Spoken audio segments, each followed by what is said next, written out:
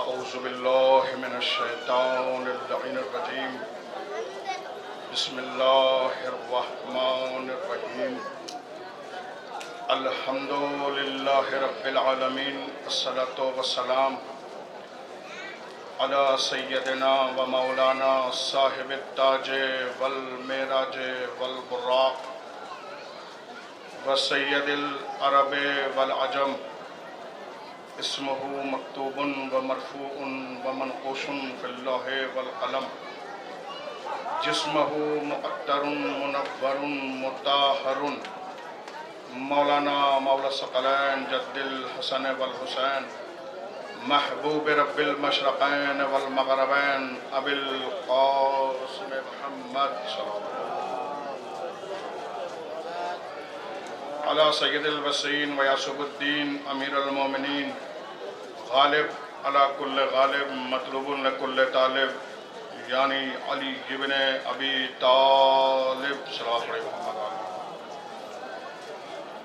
والد شبیر و شبر قاتل مرحب و انتر وقال النبی بشانہی فی یوم الخندق ضربت علی یوم الخندق افضل من عبادت الثقلین والہ الطیبین الطاہرین المعصومین المظلومین ولعنت اللہ علی اعدائہم وغاصبی حقوقہم ومنکری فضائلہم وامامتہم وصحابتہم وشجاعتہم وطہرتہم وولایتہم وعطشہم اجمعین علی لعنت اللہ علی قوم الظالمین اما بعد فقط قال اللہ تبارک و تعالی فی کتاب الکریم بسم اللہ الرحمن الرحیم والنجم اذا ہوا ما ضل صاحبکم وما غوا وما ينطق عن الهوى ان هو الا وحی یوحی صلوات پڑھیے محمد و آل محمد۔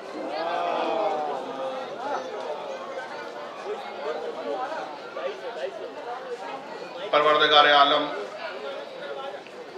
قرآن مجید میں ارشاد فرماتا ہے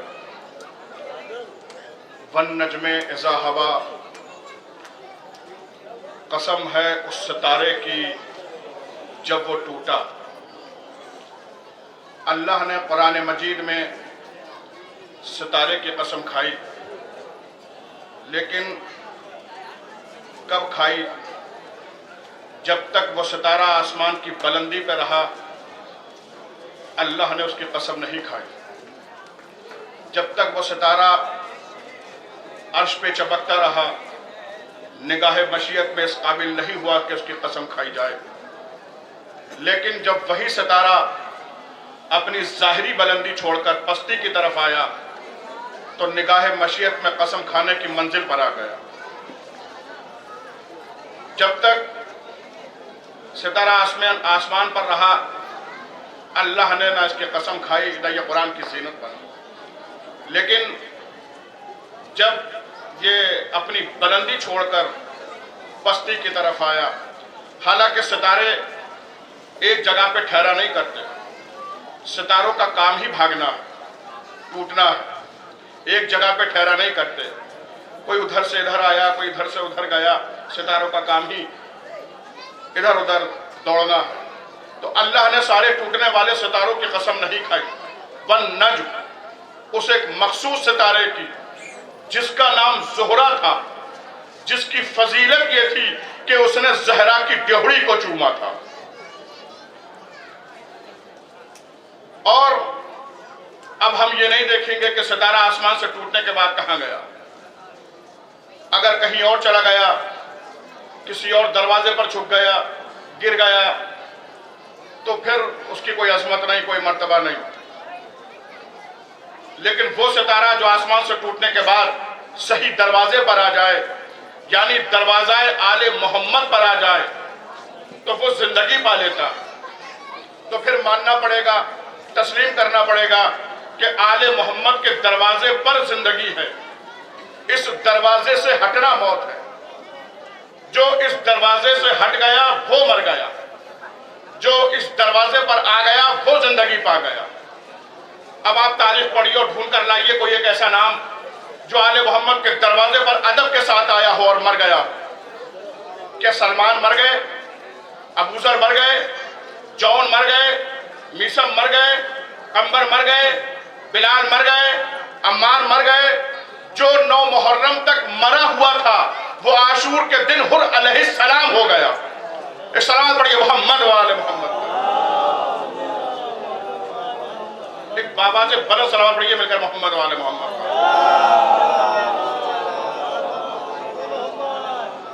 والنجم اذا ہوا، قسم ہے اس ستارے کی جب وہ ٹوٹا۔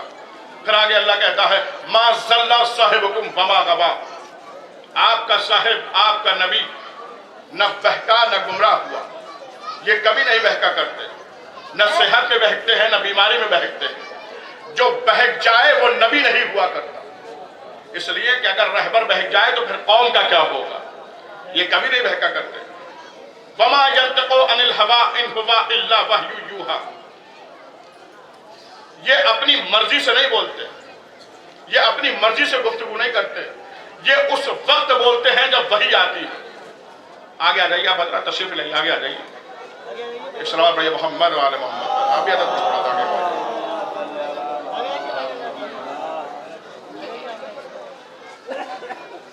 نہیں بولا نا، آگے آ جائیے تشریف لیں۔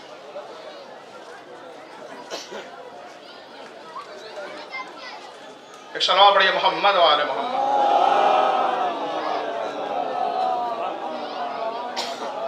یہ اپنی مرضی سے نہیں بولتے، یہ اس وقت بولتے ہیں جب وحی آتی ہے، یہ اس وقت گفتگو کرتے ہیں جب وحی آتی ہے۔ تو ترجمہ یہ بھی ٹھیک ہے کہ یہ اس وقت بولتے ہیں جب وحی آتی ہے، یہ اس وقت گفتگو کرتے ہیں جب وحی آتی ہے۔ لیکن عقیدے میں ترجمہ یہ بھی ٹھیک ہے، جو یہ بولتے ہیں وہ وحی بن جاتی ہے۔ جب پیغمبر بولے تو وحی بولی، جب وحی بولی تو خدا بولا۔ اب جس کے لیے یہ جو فیصلہ کریں، ان کا فیصلہ نہیں، خدا کا فیصلہ۔ جس کو جو حکم دے، ان کا حکم نہیں ہے، خدا کا حکم ہے۔ اب یہ چلتے ہیں تو خدا کی مرضی سے، رکتے ہیں تو خدا کی مرضی سے، بیٹھتے ہیں تو خدا کی مرضی سے، اٹھتے ہیں تو خدا کی مرضی سے، کھاتے ہیں تو خدا کی مرضی سے، پیتے ہیں تو خدا کی مرضی سے۔ کسی کو ہاتھوں پہ بلند کر کے من کنتو مولا ہو فہذا علی المولا کہتے ہیں تو خدا کی مرضی سے۔ کسی کو حسین و منی و انا من الحسین کہتے ہیں تو خدا کی مرضی سے۔ کسی کو یا علی انتا یاسف الدین کہتے ہیں تو خدا کی مرضی سے۔ کسی کو یا علی انتا منی و انا منکا کہتے ہیں تو خدا کی مرضی سے۔ کسی بیوی کی قبر میں لیٹتے ہیں تو خدا کی مرضی سے، اس کے کفن میں اپنا پیراہن دیتے ہیں تو خدا کی مرضی سے۔ کسی کو زبان چساتے ہیں تو خدا کی مرضی سے۔ کسی کے لیے ناکا بنتے ہیں تو خدا کی مرضی سے۔ کسی کے لیے سجدے کو طول دیتے ہیں تو خدا کی مرضی سے۔ کسی کو کاندھوں پہ سوار کرتے ہیں تو خدا کی مرضی سے۔ کسی کو ہاتھوں پہ اٹھاتے ہیں تو خدا کی مرضی سے۔ کسی بیوی کی تعظیم کو کھڑے ہوتے ہیں تو خدا کی مرضی سے۔ کسی سے قلم اور دعوات مانگتے ہیں تو خدا کی مرضی سے۔ کسی کو علم دیتے ہیں تو خدا کی مرضی سے۔ کسی سے علم لیتے ہیں تو خدا کی مرضی سے، اور کسی کو اپنی بزم سے بھگاتے ہیں تو خدا کی مرضی سے۔ ایک سلام پڑھیے محمد وآل محمد۔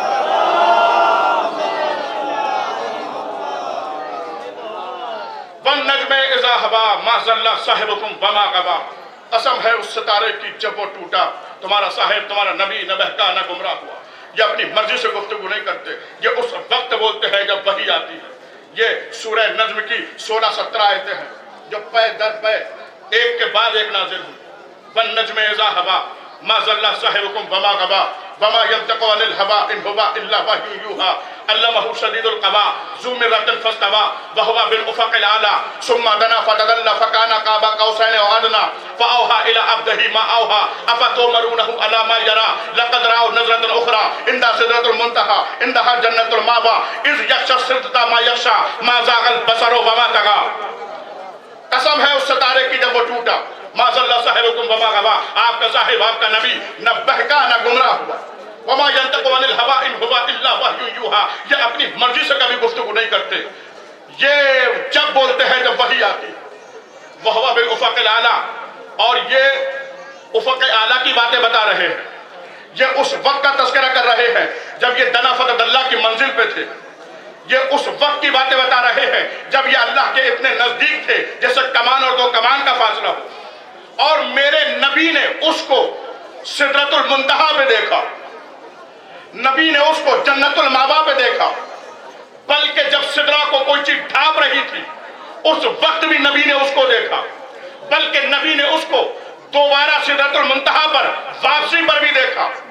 और नबी के दिल ने नबी को झुठलाया नहीं, नबी के दिल को यकीन था कि बस उसी को देखा जिसको देखा। किसको देखा? दुनिया तो यह कहकर जान छुड़ा लेती है जिब्रील को देखा। अगर जिब्रील को देखा होता तो सुनने वाले शक करते, अल्लाह सफाई में आयतें पेश करता।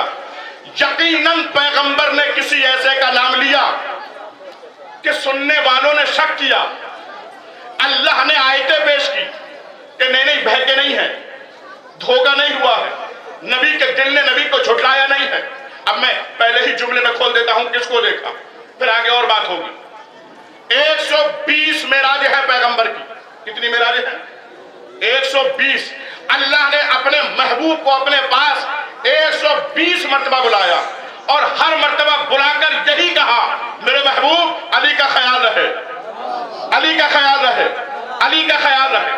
सरकार फरमाते हैं कि मैं जिब्रील को लेकर चला। ये जो अकीदा है कि जिब्रील पैगंबर को लेकर गए, ये हमारा अकीदा नहीं है। इसलिए कि जिब्रील इनके घर के खादिम हैं, नौकर हैं, और ये तो सब जानते हैं कि नौकर मालिकों को लेकर कहीं नहीं जाते। जब मालिक सैर पे निकला करते हैं तो नौकरों को साथ ले लिया करते हैं। जिब्रील पैगंबर को लेकर नहीं गए, बल्कि पैगंबर जिब्रील को लेकर गए। और सरकार फरमाते हैं कि हमारा पहला कयाम बैतुल मुकद्दस में हुआ, और सरकार ने फरमाया कि मैंने अपने बुराक को, अपने घोड़े को बैतुल मुकद्दस के सतून से बांध दिया। क्यों? पैगंबर ने अपने घोड़े को, अपने बुराक को बैतुल मुकद्दस के सतून से क्यों बांधा?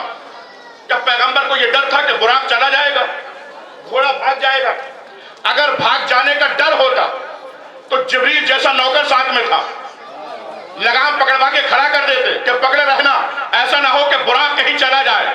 नहीं, मासूम के हर फेल में कोई ना कोई मसलहत होती है, कोई ना कोई हिकमत होती है।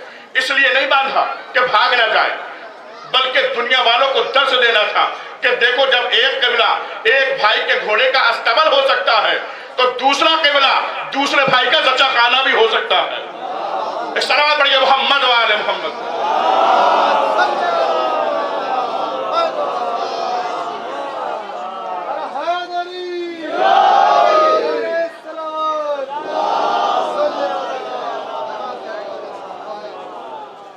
कहा कि फिर उसके बाद जिब्रील ने अजान कही।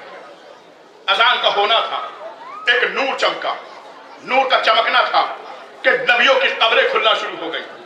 4414 नबी इकट्ठे हुए, और सिर्फ इकट्ठे नहीं हुए बल्कि कहते हुए आए, लब्बैक लब्बैक लब्बैक का अंबिया की सफ़े लग गई।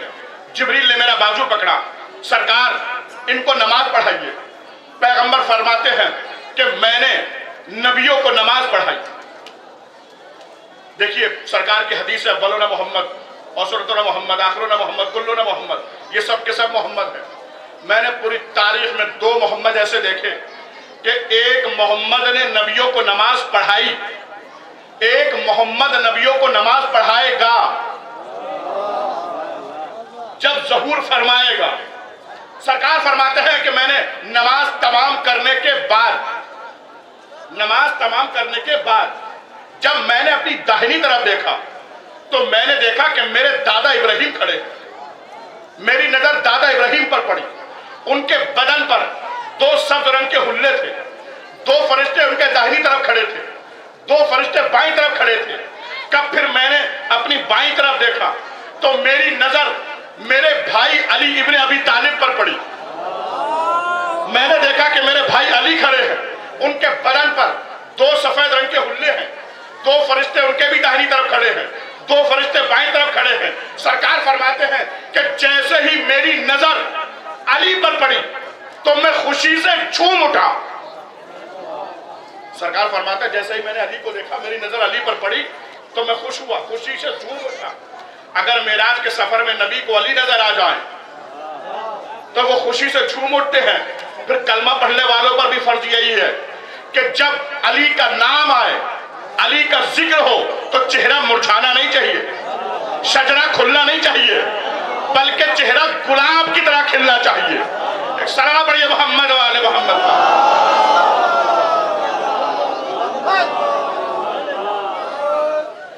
کہا کہ پھر اس کے بعد ایک نور کی سیڑھی لگائی گئی.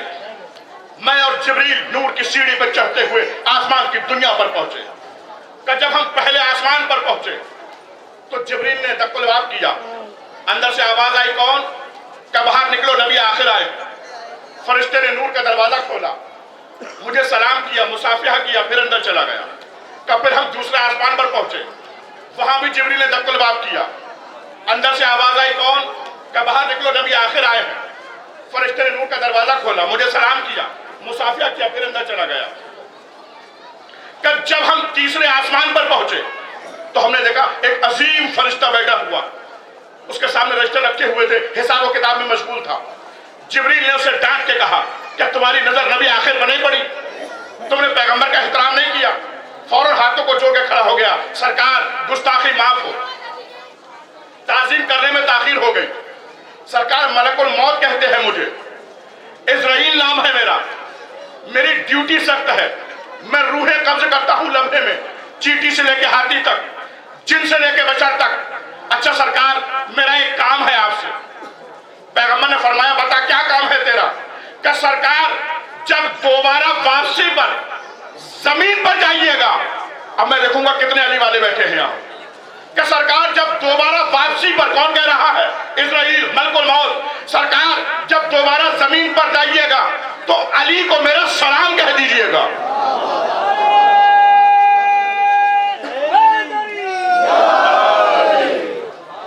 ملک الموت کہہ رہا ہے اسرائیل, سرکار جب دوبارہ زمین پر واپسی پر جائیے گا, دوبارہ جائیے گا جب زمین پر, تو علی کو میرا سلام کہہ دیجئے گا. سب کچھ جانتے تھے پیغمبر, ہم جیسوں کو بات پہنچانا تھی کہ ہم تک بات پہنچ جائے. پوچھا کہ تو علی کو کیسے جانتا ہے, تو علی کو کیسے پہچانتا ہے؟ ہاتھوں کو جوڑ کے کہنے لگا سرکار جب سے اللہ نے مجھے یہ حکم دیا تھا کہ تجھے ہر سی نفس کی روح قبض کرنا ہے, اس وقت اللہ نے مجھے یہ تاکید کر دی تھی, اے اسرائیل خبردار سب کی روحیں نکالنا, لیکن علی کے شیعہ کی روح اس وقت تک نہ نکالنا جب تک علی حکم نہ دے دے. معلوم ہوا کہ موت اس وقت تک آ ہی نہیں سکتی جب تک علی نہ چاہے. تو پھر موت سے ڈرنا کیا, موت سے بھاگنا کیا؟ کیا سلیمان نبی کا واقعہ نہیں سنا؟ کتنا مشہور واقعہ ہے. سلیمان نبی کی حکومت تھی, جن اور انس پر, چرند اور پرند پر کوئی بھی پرندہ سلیمان نبی کی اجازت کے بغیر کہیں جا نہیں سکتا تھا. جب سلیمان نبی گھر سے باہر نکلتے تھے تو تمام پرندے پروں کو پھیلا کے سایہ کرتے تھے. سورج کی کرنیں سلیمان نبی کے دامن پہ نہیں پڑتی تھی. ایک دن سلیمان نبی گھر سے نکلے, تمام پرندوں نے پروں کو پھیلا کے سایہ کیا. ابھی کچھ دور چلے تھے کہ سورج کی ایک کرن سلیمان نبی کے دامن پہ آ کے پڑی. سلیمان نبی نے سر کو اٹھا کے دیکھا تو ایک پرندے کی جگہ خالی تھی. معلوم ہوا کہ ہدہد پرندہ غائب ہے. سلیمان نبی غصے میں آ گئے, غضبناک ہو گئے کہ کہا گیا میری بغیر اجازت کے, آنے دو اسے. جب ہدہد پرندہ آیا تو سلیمان نبی نے اسے ڈانٹ کے کہا غضبناک ہو کر کہ بغیر میری اجازت کے کہا گیا تھا, بتا تیری غیر حاضری کی وجہ کیا ہے, ورنہ میں تجھے قتل کر دوں گا, ذبح کر دوں گا. بس جیسے یہ کہا تو اس ہدہد پرندے نے کہا سلیمان نبی بن کے غیر حاضری کی وجہ پوچھیے, بادشاہ بن کے نہ پوچھیے. آپ کے اندر وہ قدرت ہی نہیں ہے, آپ کے اندر وہ طاقت ہی نہیں ہے کہ آپ مجھے قتل کر دیں, آپ مجھے ذبح کر دیں. سلیمان نبی کو غصے میں بھی ہنسی آ گئی کہ اتنا چھوٹا سا پرندہ اور میری حکومت ہے جن اور انس پر اور تمام پرندوں پر, اور یہ کہہ رہا کہ تم مجھے قتل نہیں کر سکتے, ذبح نہیں کر سکتے. سلیمان نبی نے کہا اگر ابھی میں چاہوں تو تجھے قتل کر سکتا ہوں, اور تو کہہ رہا کہ تم مجھے قتل نہیں کر سکتے. آخر کس فرقے میں کہہ رہا ہے کہ تم مجھے قتل نہیں کر سکتے؟ اس ہدہد پرندے نے اپنے پروں کو کھولا اور کھولنے کے بعد کہا جا سلیمان نبی ذرا میرے پروں کی طرف دیکھیے, اللہ نے نورانی قلم سے میرے پروں پر علی کا نام لکھ دیا ہے.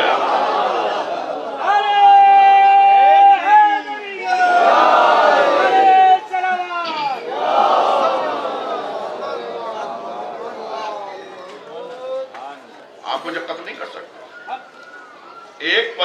पर पे अली का नाम आ जाए वो मौत से नहीं डरता, तो फिर वो क्यों डरते हैं जिनके दिल में अली रहते हैं? वो क्यों घबराते हैं जिनके दिल में अली रहते हैं? और मौत तो उस वक्त तक आ ही नहीं सकती जब तक अली ना चाहे, जब तक हुक्म मौला ना। और ये तो हकीकत है, मुसल्लम है, बल्कि मासूम ने फरमाया है कि रूह पर हराम है जिस्म से निकलना जब तक हम हाजिर ना हो जाए, जब तक हम ना आ जाए। तो मौत तो उस वक्त तक आ ही नहीं सकती जब तक आप अपने मौला को देख ना लें, जब तक आप मौला की ज़ियारत ना कर लें।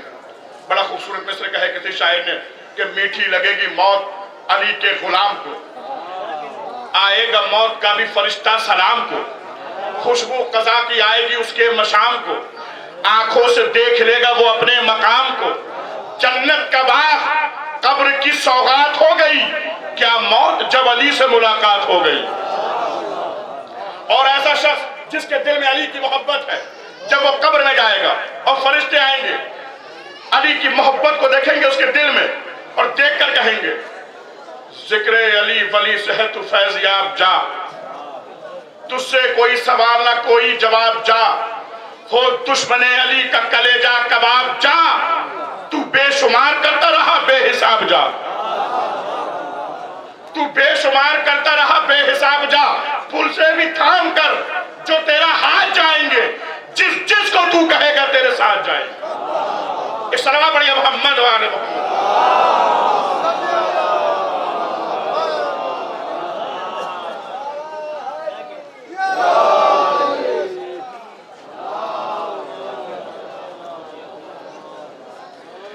कहा कि फिर हम चलते रहे और एक वो मौका आया कि जहां जिब्रील रुक गए। वो कौन सी जगह है? वो सिदरतुल मुंतहा, जहां पर जाकर जिब्रील रुक गए। जिब्रील का सिदरतुल मुंतहा पर रुकना और पैगंबर का सिदरतुल मुंतहा से आगे जाना, ये बता रहा है कि जिब्रील पैगंबर को लेकर नहीं आए, बल्कि पैगंबर जिब्रील को लेकर आए। और सरकार आगे बढ़े और रुके और मुड़े और मुड़कर आवाज दी जिब्रील को। अब यहां तक जुमला समझिएगा। अभी एक खुशी गई है मौके पर, बिल्कुल ताजा ताजा खुशी, इसी महीने की खुशी, बिल्कुल अज़ा खत्म होने के दूसरे दिन। पैगंबर ने फरमाया जिब्रील से, जिब्रील आओ, आगे क्यों नहीं आते, वहां क्यों रुक गए? जिब्रील ने कहा नहीं सरकार, अब मैं इससे आगे नहीं जाऊंगा, इसके आगे नहीं बढ़ूंगा। यहां से मोहम्मद की जगह है, यहां से अली की जगह है, यहां से मोहम्मद और अली की हद है, मोहम्मद और अली की जगह है। अगर मैं आगे बढ़ूंगा तो मेरे पर जल जाएंगे, अगर मैं मोहम्मद और अली की जगह पर जाऊंगा तो मेरे पर जल जाएंगे। जिब्रील जैसा सैयदे मलाइका अगर मोहम्मद और अली की जगह पर चला जाए तो उसके पर जल जाए। अगर कोई अरब का जाहिल बद्दू अली की जगह पर बैठ जाए तो क्या जहन्नुम में नहीं जलाया जाएगा? यकीनन जलाया जाएगा, और यहां भी जलाया जाएगा, वहां भी जलाया जाएगा। यहां चाहने वाले जलाएंगे, वहां खुदा जलाएगा। इस सलावत पढ़िए मोहम्मद वाले मोहम्मद।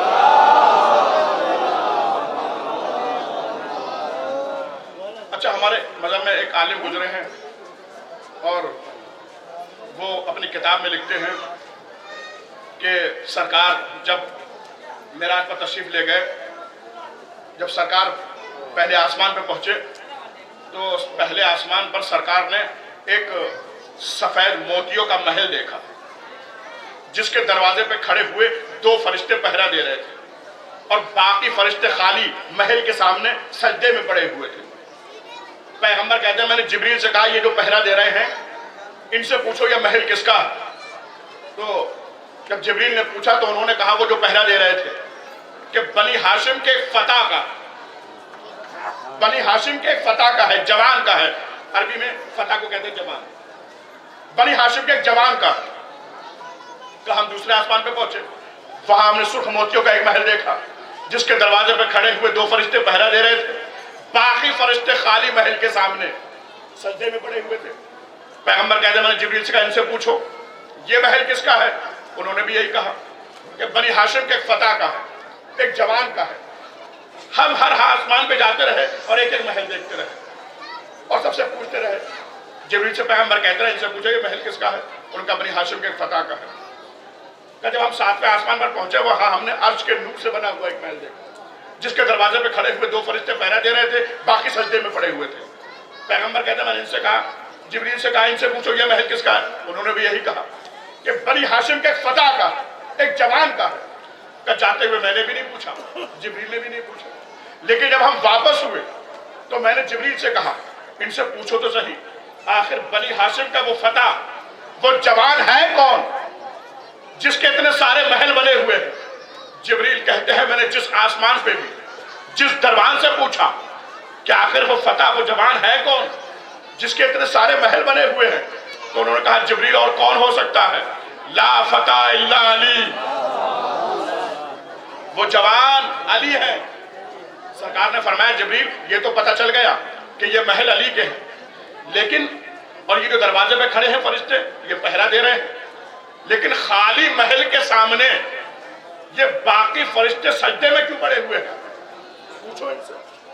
کہا کہ میں نے جس آسمان پہ بھی جس فرشتے کا شانہ ہلا کے پوچھا کہ خالی محل کے سامنے سجدے میں کیوں پڑے ہوئے ہو, انہوں نے کہا کہ جبریل سید ملائکہ ہو کے عجیب بات پوچھتے ہو, کیا تمہیں معلوم نہیں ہے جس مکان کے مالک علی ہو جائے یا جس مکان میں علی آ جائے وہ سجدے کے لائق ہو جاتا. کہا کہ آپ نے دیکھا نہیں خانہ کعبہ میں جب تک علی نہیں آئے تھے کوئی سجدہ نہیں ہوا, لیکن جب علی آ گئے تو سجدے ہونے لگے. معلومہ سجدے ہوتے ہی وہاں ہے جہاں علی آ جائے. السلام علیکم محمد وعلی محمد.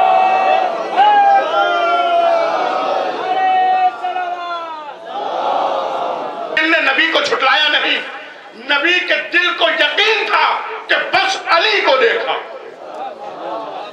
معلوم یعنی نتیجہ کیا نکلا؟ وجہ اس پوری مجلس کا نتیجہ یہ نکلا کہ یہ جو سننے والے اعتراض کر رہے ہیں, یہ جو شک کر رہے ہیں, یہ معراج میں شک نہیں کر رہے ہیں, یہ انکار علی کا کر رہے ہیں. معراج کے حالات میں تو سبحان اللہ کر رہے ہیں, لیکن جب علی کا ذکر آیا, علی کا تذکرہ ہوا, اس کا مطلب یہ ہوا کہ کچھ ایسے ہیں کہ جس کے سامنے کچھ بھی ذکر کیجئے سبحان اللہ کریں گے, لیکن جب علی کا ذکر آتا ہے تو چہرہ بگڑنے لگتا ہے, زبان کھلنے لگتی ہے, حوالے پوچھنے لگتے ہیں. معلوم ہوا کہ انکار معراج کا نہیں, انکار علی ابن ابی طالب علیہ السلام نے کیا. اور یہی وجہ تھی بعد پیغمبر بھی انکار معراج کا نہیں. مولا کائنات علی بن ابی طالب علیہ السلام ممبر پہ بیٹھے ہوئے خطبہ دے رہے تھے اور معراج کے حالات بیان فرما رہے تھے, اور سرکار فرما رہے تھے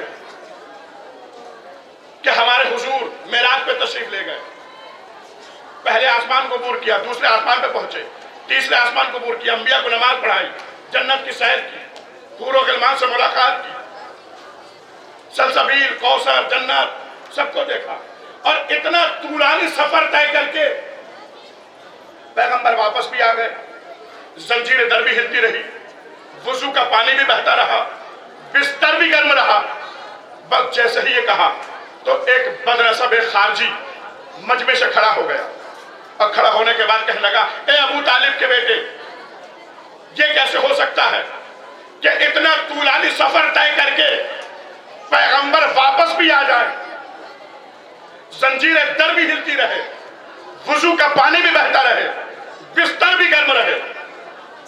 مولا نے فرمایا کہ تو میرا خطبہ چھوڑ اور اپنے گھر جا, ابھی تو یقین بھی کرے گا مانے گا بھی.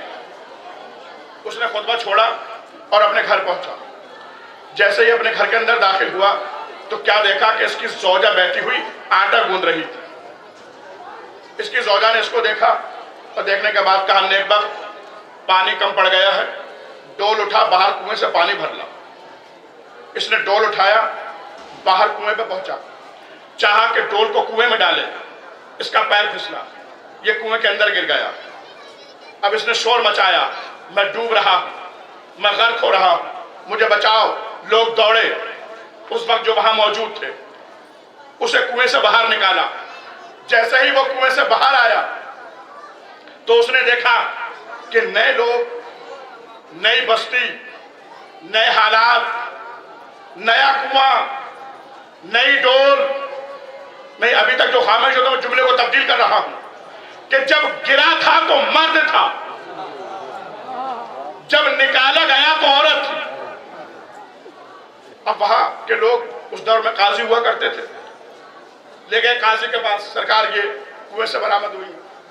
اس قاضی نے ایک جوان کے ساتھ اس کا عقد کر دیا۔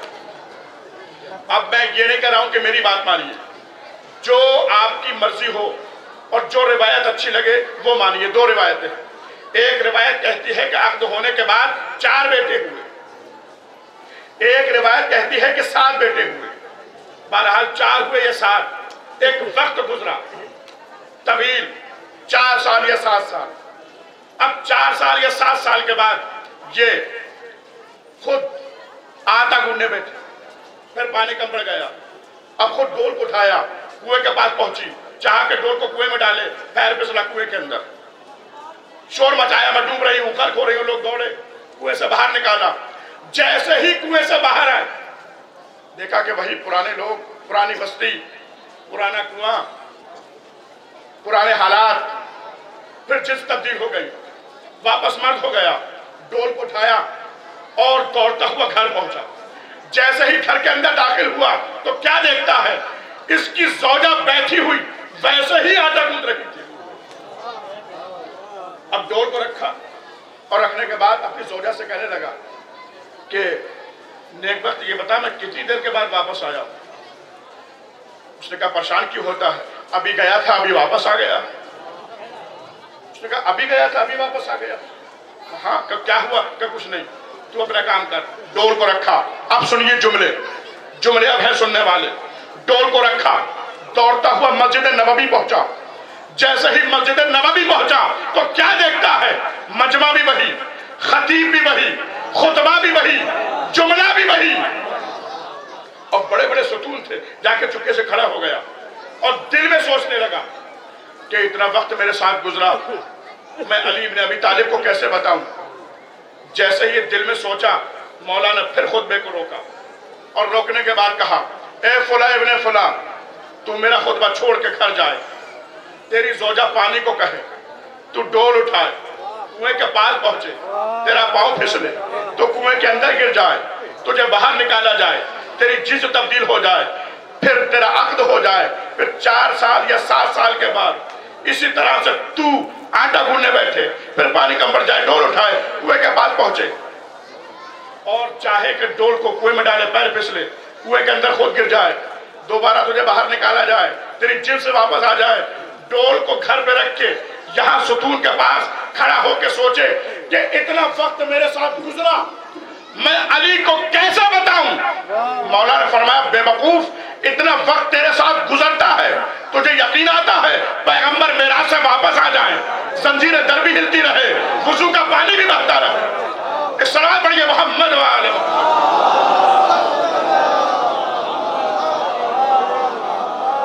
ایک اور بابا سے بلے صلوات پڑھیے محمد وآلہ محمد۔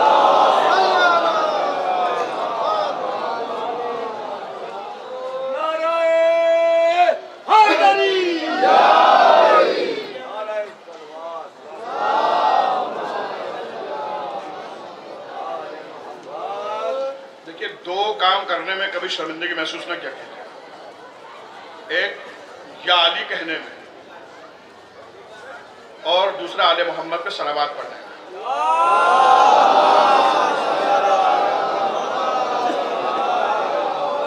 اس لیے کہ جب نعرہ لگے تو یا علی کہنا ماں کی شرافت کا پتہ دیتا ہے، آپ کے شجرے کا پتہ چلتا ہے، حسب نسب کا پتہ چلتا ہے یا علی کہنے سے۔ یا علی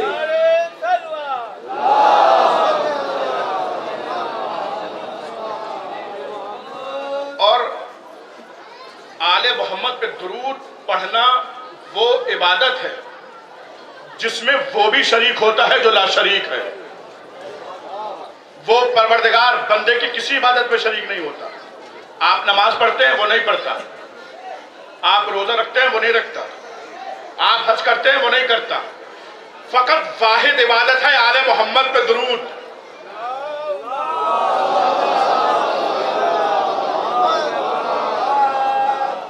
بلکہ میں نے دو کام ایسے دیکھے ہیں کہ آپ بھی کرتے ہیں، خدا بھی کرتا ہے. پہلا کام ہے آل محمد پہ درود، آپ بھی پڑھتے ہیں وہ بھی پڑھتا ہے، اور یہ بھی قرآن سے ثابت ہے. ان اللہ و ملائکۃہ یصلون علی النبی یا ایھا الذین آمنوا صلوا علیہ وسلموا تسلیما. آیت موجود ہے. یہ پہلا کام ہے کہ آپ بھی کرتے ہیں، خدا بھی کرتا ہے. دوسرا کام کون سا ہے؟ اہل بیت کے دشمنوں پر لعنت کرنا. آپ بھی کرتے ہیں وہ بھی کرتا ہے. اور یقین آئے تو سورہ احزاب پڑھ کے دیکھ لیجئے گا. ایک صلوات پڑھیے محمد و آل محمد.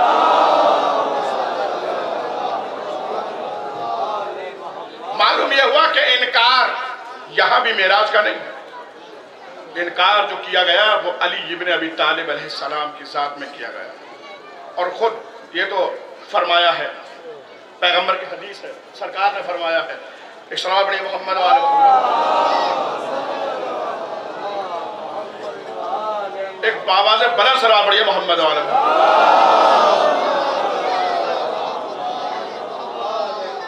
کہ اختلاف مولا علی کی ذات میں کیا جاتا ہے.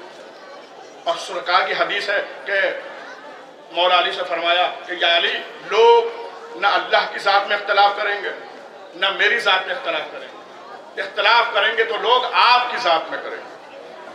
معلوم یہ ہوا کہ اختلاف جو ہو رہا ہے وہ علی ابن ابی طالب علیہ السلام کے وہاں. اور یہی وجہ تھی کہ کربلا میں کس بات کا اختلاف تھا. کربلا میں جو لشکر یزید تھا وہ کس بات پر اختلاف کر رہا تھا؟ نماز پر، روزے پر، حج پر، زکوٰۃ پر، کس چیز پر؟ لشکر یزید کا جملہ موجود ہے کہ جب امام حسین علیہ السلام نے فرمایا کہ بتاؤ کہ تم مجھے کیوں قتل کرنا چاہتے ہو، کیا میں نے محمد کے دین کو تبدیل کر دیا؟ تو کیا کہا تھا؟ نہیں، آپ نے دین محمد کو تبدیل نہیں کر دیا. کہ پھر کہ ہم آپ کو آپ کے باپ علی ابن ابی طالب کے بغض میں قتل کرتے. معلوم یہ ہوا کہ کربلا کی جنگ علی کے بغض میں تھی. جو دشمن آئے تھے وہ علی کے دشمن تھے، وہ علی کے مخالف تھے.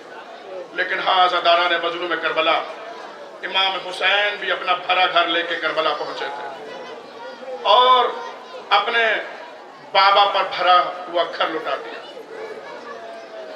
عزاداران مظلوم کربلا، آپ رونے کے لیے آئے ہیں، گریہ کرنے کے لیے، پرسہ دینے کے لیے. میں زیادہ طویل مسائل نہیں پڑھوں گا، بس محسوس کیجئے گا اور روئیے گا. میں چاہتا ہوں کہ اس مجلس میں ایک ایسی بیوی کا تذکرہ کر دوں کہ جس کو بہت تمنا تھی اپنے وطن جانے کی. کون؟ جناب سکینہ سلام اللہ علیہا، جو اپنے بابا کو یاد کر کے رویا کرتی تھی، جو زندان کے دروازے پہ آ کے کھڑی ہو جاتی تھی، ہر آنے جانے والے سے کہتی تھی کیا تم کربلا جا رہے ہو؟ اگر کربلا جا رہے ہو تو میرے بابا کو میرا سلام کہہ دینا. عزاداران مظلوم کربلا، کتنی مظلومہ ہے جناب سکینہ سلام اللہ علیہا. آپ مقتل پڑھیے، تاریخ پڑھیے تو آپ کو پتہ چلے گا کہ جناب سکینہ سلام اللہ علیہا پیاسی تھی. بی بی کو تماچے لگے، یہ حق ہے کہ بی بی کو تماچے مارے گئے، بی بی پیاسی تھی. لیکن مقتل یہ تو بتاتا ہے کہ بی بی سکینہ پیاسی تھی، لیکن یہ نہیں بتا پاتا کہ کب تک پیاسی رہی. مقتل نے یہ تو بتایا کہ بی بی کے تماچے لگے، لیکن یہ نہیں بتا پا رہا ہے مقتل کہ کتنے تماچے لگے. ہاں عزاداران مظلوم کربلا، جناب سکینہ سلام اللہ علیہا اپنے باپ کو یاد کر کے رویا کرتی تھی. ایک دن جناب سکینہ زندان میں سو رہی تھی کہ ایک مرتبہ آنکھ کھلی اور بی بی نے گریہ کرنا شروع کیا، میرے بابا کہاں ہیں؟ میرے بابا کہاں ہیں؟ جناب زینب نے فرمایا بیٹی تمہارے بابا یہاں نہیں، تمہارے بابا تو کربلا کے میدان میں 3 دن کے بھوکے پیاسے شہید کر دیے گئے. جناب سکینہ نے کہا نہیں پھوپھی اماں، ابھی میرے بابا آئے تھے مجھے سینے سے لگایا تھا، مجھے پیار کیا تھا اور کہہ رہے تھے اے بیٹی اب تیری مصیبت کے دن ختم ہو گئے۔ ابھی میرے بابا آئے تھے، بچی کے بین سے تمام بیویاں رونے لگی۔ عزادارو رونے کی آواز یزید ملعون کے کانوں میں پہنچی۔ اس نے کہا کہ کون رو رہا ہے؟ کہ 4 برس کی یتیمہ اپنے باپ کو یاد کر کے رو رہی ہے۔ عزاداران مظلوم کربلا، اس ملعون نے امام حسین کا کٹا ہوا سر بھجوا دیا۔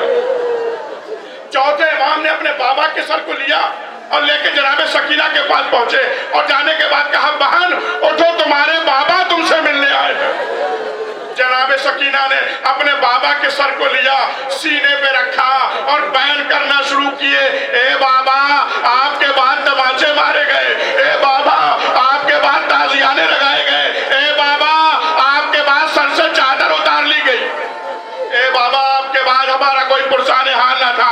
عزاداران مظلوم کربلا، بی بی نے بیان کرتے کرتے ایک مرتبہ اپنے بیان بدلے اور اپنے بابا کے کٹے ہوئے سر میں ہاتھ کو پھیرا اور پھیرنے کے بعد کہا اے بابا آنکھیں کھولیے اور میری طرف دیکھیے اور دیکھ کر بتائیے کہ آپ نے 57 برس کی عمر میں کوئی ایسی 4 برس کی بچی دیکھی ہے جس کے بال سفید ہو گئے ہو، جس کے چہرے پہ جھریاں پڑ گئی ہو؟ اے بابا شمر کے تماچوں نے بوڑھا کر دیا۔ ہاں عزاداران مظلوم کربلا، جناب سکینہ اپنے باپ کو روتے روتے اس دنیا سے رخصت ہو گئی۔ عزادارو جب اہل حرم کو رہائی ملی اور 3 دن تک ماتم کرنے کے بعد جب یہ قافلہ کربلا کی جانب چلنے کو تیار ہوا تو چوتھے امام آہستہ آہستہ چلتے ہوئے زندان شام میں پہنچے اور اپنے زخمی ہاتھوں کو قبر سکینہ پہ رکھ کے کہا اے بہن تمہارا غریب بھائی رخصت آخر کو آیا ہے، رخصت ہونے کو آیا ہے۔ عزاداران مظلوم کربلا، قبر سکینہ سے آواز آئی اے بھیا ایسا نہ کہیے، ارے آپ غریب نہیں ہیں، غریب تو وہ ہوتا ہے جسے وطن نصیب نہ ہو۔ اے بھیا آپ تو وطن جا رہے ہیں، اے بھیا جب وطن جائیے گا فاطمہ صغریٰ کو میرا سلام کہہ دیجئے گا، کہیے گا اچھا ہوا فاطمہ جو کربلا نہیں آئیں، ورنہ شمر کے تماچے لگتے، شمر کے تازیانے لگتے۔ انا للہ و انا الیہ راجعون، رضا بقضائہ تسلیما لامرہ۔ یا حسین اللہ تشریف رکھے۔